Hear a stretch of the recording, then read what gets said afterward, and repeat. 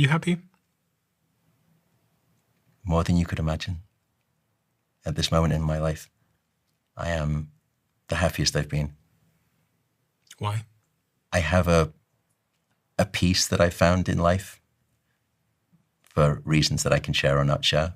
And go ahead and share them. I'd love some peace in my life. I found my person. Okay. And she appeared like lightning from a clear blue sky. Never saw her coming. And it's interesting that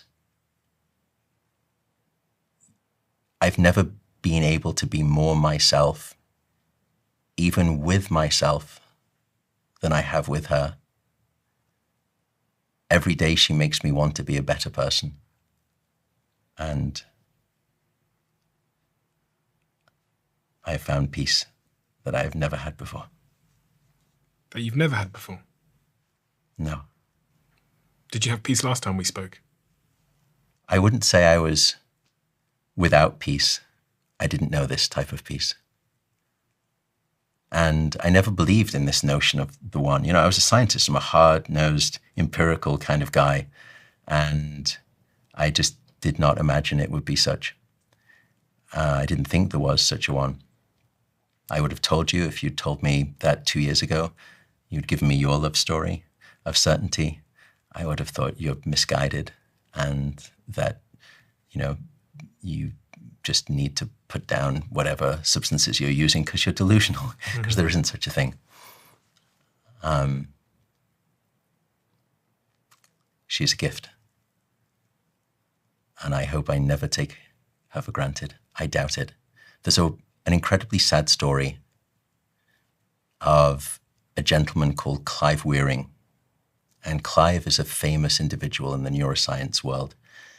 And Clive was the man who the movie Memento was based on, which is a movie where a man has brain damage and he has profound amnesia. And from that moment forward, he can never make any new memories whatsoever. He's densely amnesic. And he was a real life individual. He contracted a virus that destroyed his memory centers. And from that point forward, he could no longer make any new memories. And he lived in just 2 or 3 seconds of time. And that spotlight of consciousness just moved forward in time.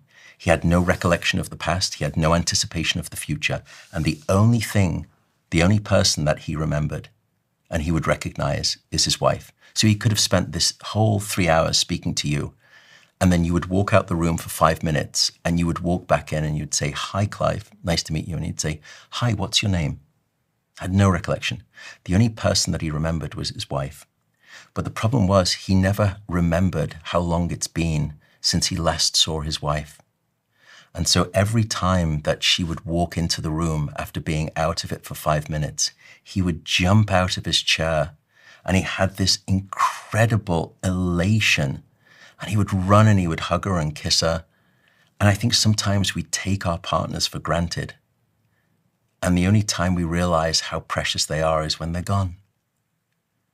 And I often think about that complacency can be one of the greatest negative forces in a relationship. And I always think about Clive Wearing, even on the days where I'm having a bad day or I'm in a bad mood and I'm not myself or I just don't want to be around someone, I always try to remember his reaction.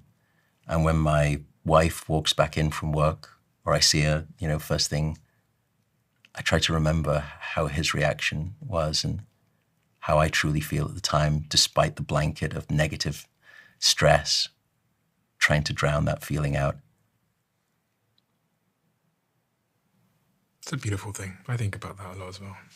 In what way? Just the part of, I'm way more cognizant now on a frequent basis, almost on a weekly basis, of how I'm going to feel when my time is up as it relates to my romantic relationship.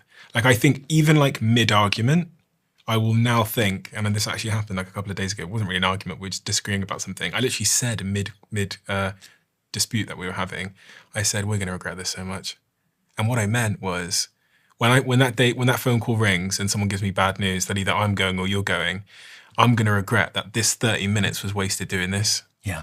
I'm really going to regret it. How much would you give to have that 30 minutes back? Exactly. And it's everything. like, you know, we're fucking arguing about, I don't know, some chocolate, whatever it might be, some Yeah. trivial thing.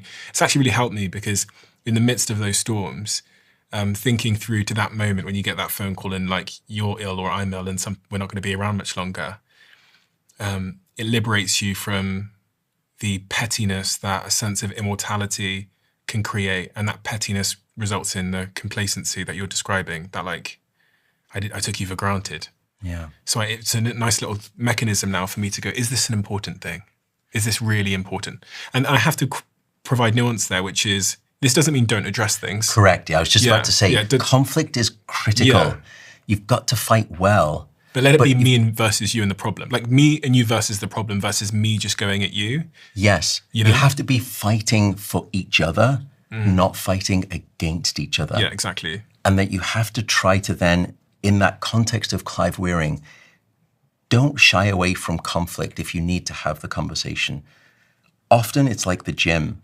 If you do it well, even on the days when you kind of go into the gym, you think, I don't want to do this, or I don't feel good, you always come out feeling better than you did before. And with conflict, if you do it well, you typically, it may not be the hour after or even the day after, but if you do it well, you typically are better as a couple after than you were before the conflict, as long as you do it well. So I'm not saying don't have conflict. What I'm saying is Clive Wearing's story to me of how he loved his wife with an intent that I'd never experienced before until I met my much better half, prevented me from resentment. Resentment is the barrier that will keep you from reparation and a future of, I think, equanimity.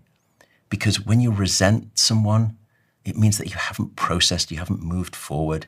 And resentment usually comes by way of, I think, a poor choice of things such as, did I win the argument? Did you win the argument? It's not about point scoring, at least. And I've done that before. I've been guilty of all of that behavior. But now, with this person that I cherish most, I think of his lessons. It's not that we don't have conflict, we do. It's just that I value the person far beyond the conflict afterwards. And I'll always want to reach out with an olive branch because it's not worth it. Just as you said, when that call comes, I think of that sometimes when I have a bad day. Let's say someone, I come back to my car and my car is being rear-ended when it's been parked. Or, I was coming here to fly out and we were 4 hours on the tarmac waiting.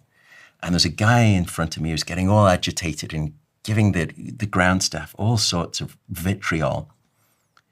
And I was thinking, look, when you're on your deathbed, my good fellow, are you going to look back at this day and think, gosh, I remember that one day when I was on that flight coming out to LA and it was 4 hours delayed? No, of course you're not. So if you're not stressing about it when you're dying, why are you stressing about it now? It's just not worth it.